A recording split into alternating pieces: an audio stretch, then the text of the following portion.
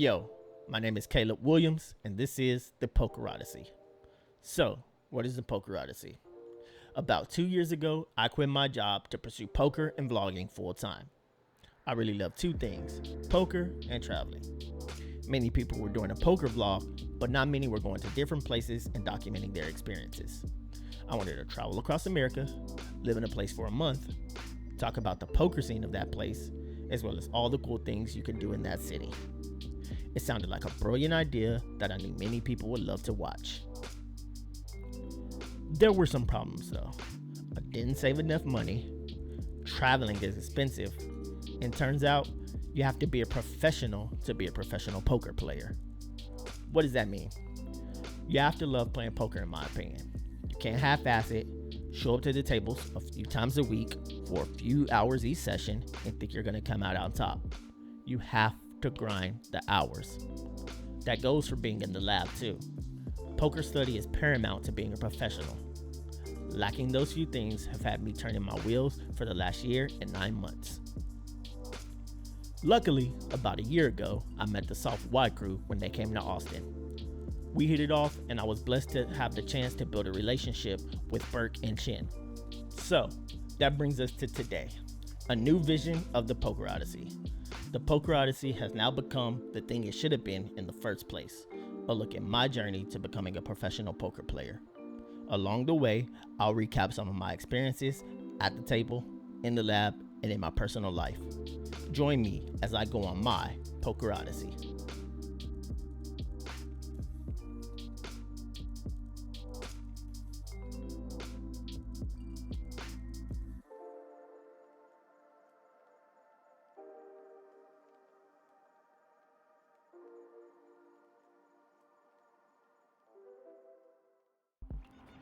It's a little after 7 a.m. right now, and I'm currently walking.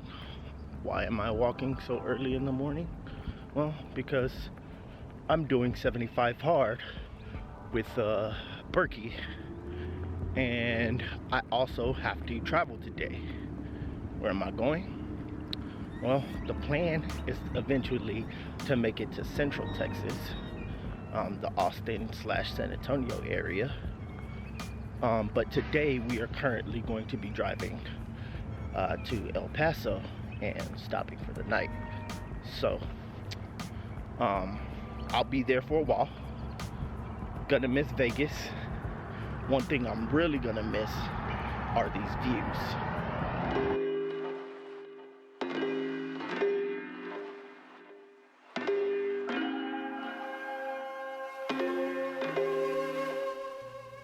After completing our morning walk, it was time for us to get on the road. We headed out of Vegas and made our way to Texas.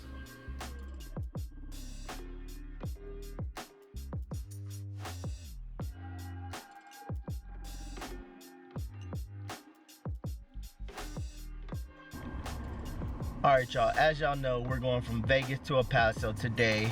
Then tomorrow we're gonna make our way from El Paso to Central Texas.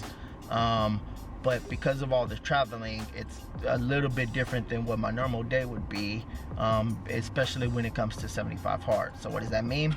It means that we have salad. Yep.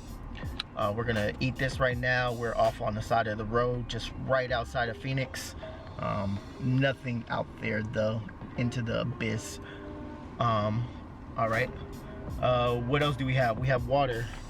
We are almost halfway done with our water for today, and it's about midday right now. So we're gonna get after it. We're gonna have our lunch, and then we're gonna get back onto the road. Once we get to El Paso, we'll be getting in another workout. So see you guys there. We made it to El Paso. We are in our room.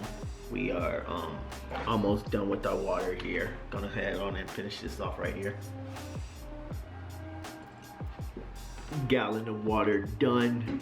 Workout done, traveling done. We'll see y'all back at it tomorrow. Gonna go from El Paso to Central Texas. Holla. Yo, I'm in the lab. I'm doing my first edit, and I'm at the part that you just saw right now. I'm about to leave El Paso, and poor past Caleb, he has no idea how rough the next few days are gonna be. Check it.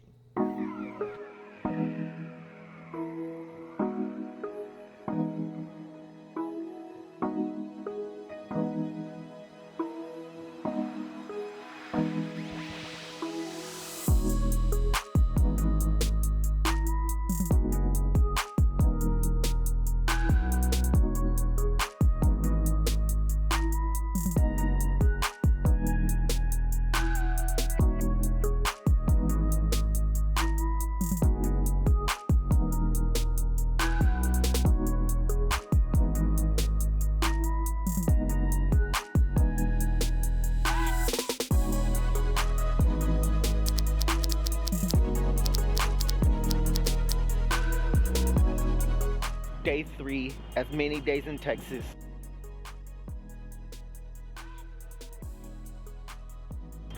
This is day 52 of 75 hard, so we're gonna get after it.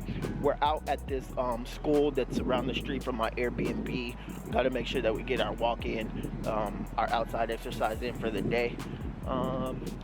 Still no poker. I mean, we came over 1,200 miles to play some poker, and we haven't played a hand yet.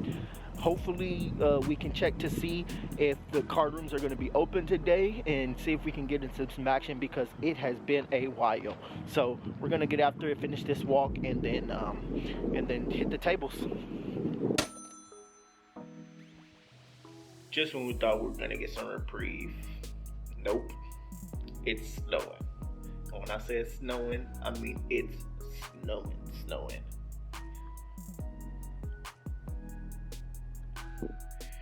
Day 4 in Texas, still no poker. But I think that might change really soon, because we have power back on. Well, you might be asking yourself, Caleb, it's snowing. Why would there be poker going on right now in the middle of a snowstorm? Well, because they're DJs in Texas, and if the power's on, that means that they're probably going to be playing poker. So hopefully we can check into that and see what's going on there.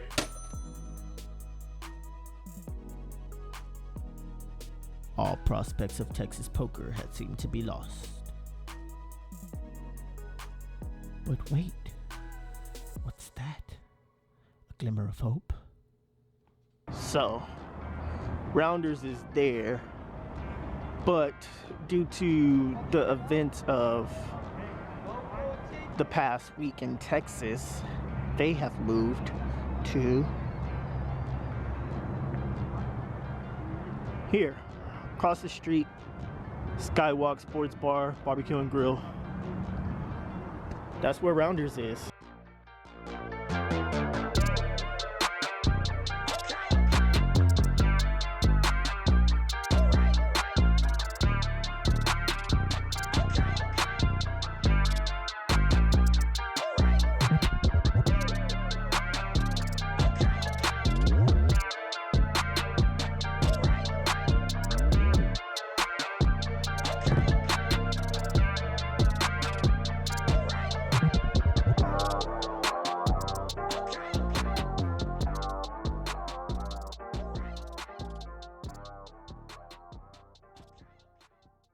We start off the session essentially folding for the first hour. We're a bit nervous because A, we haven't played poker in a while, and B, this is our first vlog. After a seat change, we look down at King Jack off in the hijack. This is a 1-2 game, but the button or under the gun straddle is almost always on. At Rounders, it can be up to 5x the big blind, and that's the sizing this straddler has gone with. With an under the gun limp in front of us, we raise it up to 40 in both the under the gun limper and the button straddler call. The flop comes ace queen 3, 2 hearts. It's checked to me, and rather than continue with the aggressive action, the flop is checked through. On the turn ace of hearts, I'm not sure if I should be betting after picking up the flush draw to go with my gut shot, even though I checked the flop. Because of this, I take the passive action and check call the button's super small bet of $15 after the undergun limper folds. I'm not sure how many ace-x the button is flatting on the straddle and then checking through on the flop, though I imagine a balanced player would do this. I haven't seen much balanced play at this table, but he could also have some queen X or pocket pairs that are trying to protect. On the brick 3 of clubs, I fold to another small bet, this time for $45. A few hands later, we have ace-8 of spades under the gun 1. We open the 15 over under the gun straddle, and the player in late position calls. The big blind is having none of this and bumps it up to $65. If I were closing the action, I think I could and probably would call. However, I lick my runes and fold as I watch a big pot happen where I would have flopped the nuts. If you don't know, now you know. Texas loves its double board bob pots. Though I hardly played them, this is a Saturday night and we decided to mix it up and give action. Every player puts in $5 and we all see 2 flops. The first is Queen 9-8, 2 diamonds, and the second is 4-6-7 monotone hearts. This seems like a good flop for my hand, when I look down at ace queen offsuit with the queen of hearts. I have top pair on one board and a queen high flush draw on the other. I bet $25 into a pot of 40 and get 3 callers. Many people overplay double board ball pots, and after getting 3 calls, seeing a turn 2 of diamonds and 4 of clubs, I don't want to be one of them. I check, and the poker traveler, who's set to my direct left, bets $100. When everyone else folds, I elect to call. The rivers are non-flush, bringing 10 and ace. We both check, and I find out that 10 robbed us of a scoop as poker traveler rolls over 10-9 of diamonds. Of course, with this being the first vlog, I had to go through the growing pains. I run out of memory on my phone, and as I'm trying to create space, I get pocket 3s in a $5 straddle pot. As a consolation for my mishap, let's take a look at how pretty these 3s are as Spade is Spade graphics. Continuing with the growing pains, not much else goes right this hand as 3 players live in front of me. The button straddler raises to 25. Everyone calls, cause this is Texas. We all check down to the river on a queen 8 6 5 3 board. I bet $75 for my river set and get called by 9-7 offsuit for a slow play straight. You can lose a lot by having everyone call and missing all the boards. About $300 later, I'm stuck almost $450 with $350-ish in front of me. That's obviously going to change though as I look down at pocket aces. First vlog and we've got aces. Aces and a $10 straddle pot no less. An early position player limps. I raise to 40. Poker traveler calls to my left, inviting in a limper, and we go 3 ways to a flop, queen 10-7. I see bet 45 and both players call. I think it's important to identify your leaks. Sometimes I get flustered and I can't math. SPR just becomes a Q shy of some Roman thing. Or is it Greek? Kappa? No wait, I'm a Sigma. Oh my. And now we're all confused. The turn is a 4, and because we can't math, we bet 125 instead of shoving.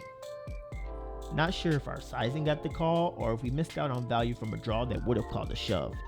It might be the latter because Poker Traveler calls on the turn, and when the river falls a blank 2, he folds to my shove for like 140 into 500. After that hand, we doubled up and are another hand away from becoming unstuck. That opportunity comes to orbit later when we see red aces. First vlog, aces 2 times. Stop it. Let's fucking go. An early position player opens to 20 and we 3-bet to 60. Heads up to a flop of king jack deuce. We see bet 50 and he calls. On the turn 3 of hearts, we bet 125 for value and to set up river jams. Unfortunately, he folds, but on the bright side, we're unstuck. Squad. A few opens and whiffed flops later, we rack up and call it a session.